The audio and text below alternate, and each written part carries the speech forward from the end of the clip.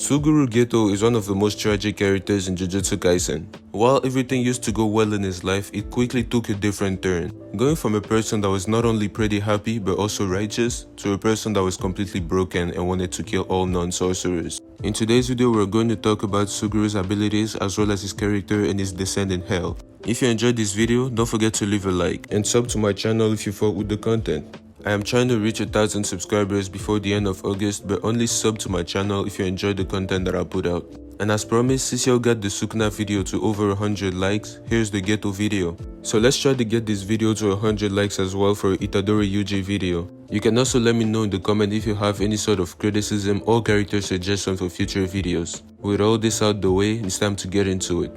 First thing first, it is important to know that Geto was one of the 4 special grades, with Yuta Okotsu, Yuki Tsukumo, and Gojo Satoru himself, and he was also one of the biggest threats that humanity has ever known. The only bigger threats were Kenjaku, who has Geto's body, and Ryomen Sukuna himself.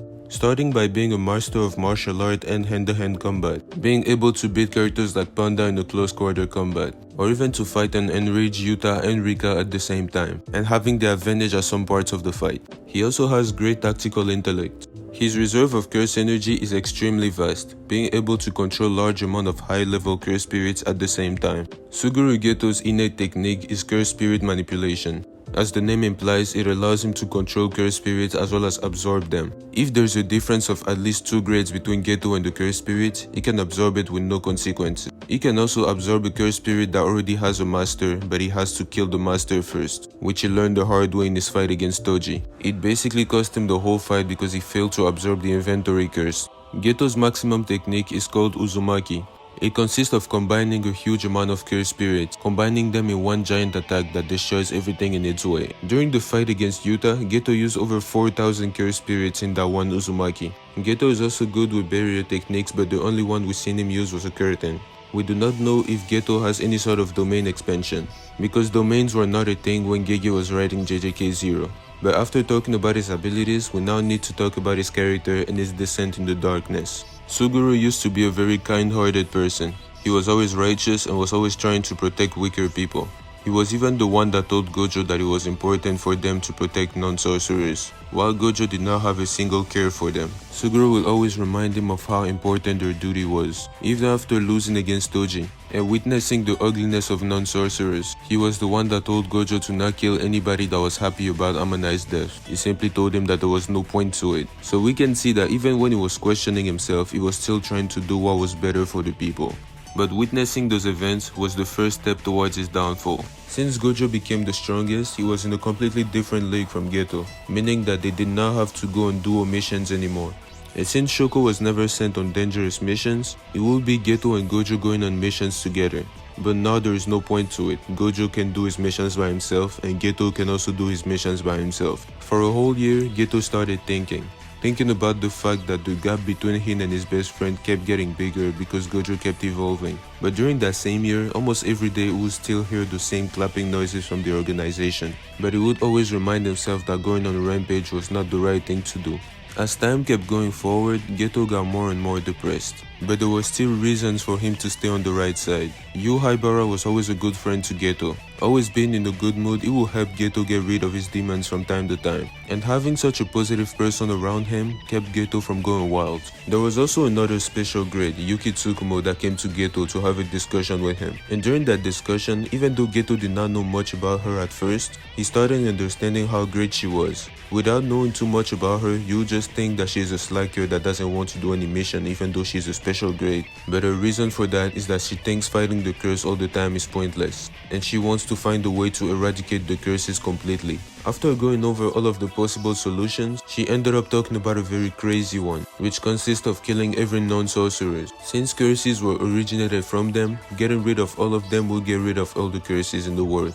But even she acknowledged that it was too crazy of a thing to do. But even though Geto did not fold at first, he still had the idea in his mind. Until Haibara, one of the only people that was maintaining his sanity, died.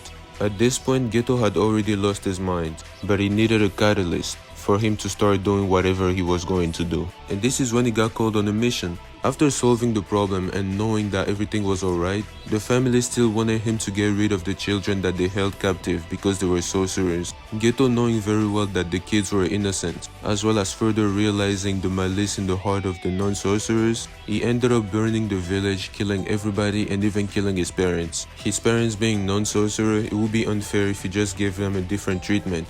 And this was the moment Geto actually became a villain, not giving any sort of unfair treatment but killing everybody that was not a non-sorcerer. He was fighting for a great cause, he said.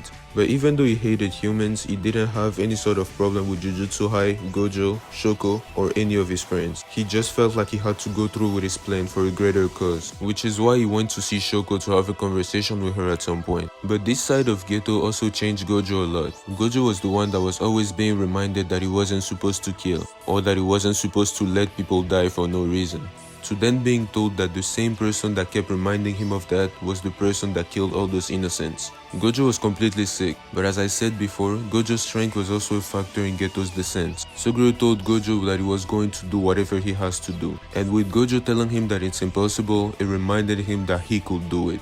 Basically explaining to Gojo about how powerless he is, but despite being powerless, he was going to do everything he could do to create his perfect world. Before that encounter, Gojo never had any sort of purpose, except being strong, getting stronger, and going on missions. He didn't really care about much, he didn't really care about saving anybody or anything along those lines. But after that line from Geto, are you the strongest because you are Gojo Satoru, or are you Gojo Satoru because you are the strongest?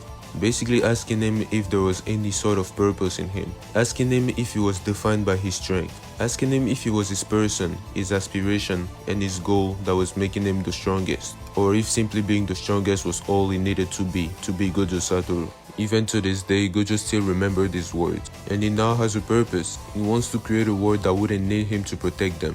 He wants people that are able to protect themselves. Without that last encounter with Geto, Gojo would have probably been the same. He probably wouldn't have cared too much about Yuji, or even when he was fighting the disaster curses, he was trying his best to avoid humans being killed. And I feel like the old Gojo wouldn't have had a single care. Suguru identifies non-sorcerers as monkeys, basically telling them that they are not advanced and that they fail to evolve. He went from wanting to protect them to being completely disgusted by them. Whether it's touching them, sensing them, or even seeing them, he just feels all sort of disgust when thinking about those monkeys.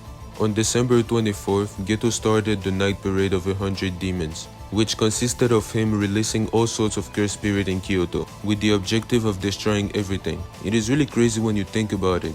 The same person that said our duty is to protect the weak is now being the biggest threat to the world in his mission to destroy the weak. Suguru's character really shows us how drastically a character can change. It also shows us that even people with the strongest mind can end up folding too. At first, it was almost impossible to see Geto becoming what he became.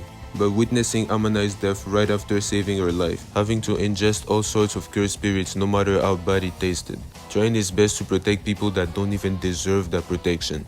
Witnessing the death of close friends, even the most innocent ones. Witnessing the joy in people's faces after somebody's death. They didn't even care if they were going to die, they were just happy that the person died. Or even witnessing young and innocent sorcerers being unjustly mistreated. Everything he had in his mind that would prevent him from going berserk could not hold against that. There was just too much happening in his life, too much for him to think about. But despite all of this, there was still a part in his heart that still felt love. He still felt love for his friend and for the people in Jujutsu. And his last words before his death is that even though he will always hate monkeys, he never once had anything against his friends. And that is the story of Suguru Geto. Let me know what you think about his character in the comments, and don't forget to leave a like if you enjoyed this video. I'm trying to reach 1,000 subscribers before the end of August, but only sub to my channel if you enjoy the content that I put out. Let's get this video to 100 likes for itadori Yuji video, and you can let me know if you have any sort of criticism or character suggestion for future videos. I will see y'all next time, and peace.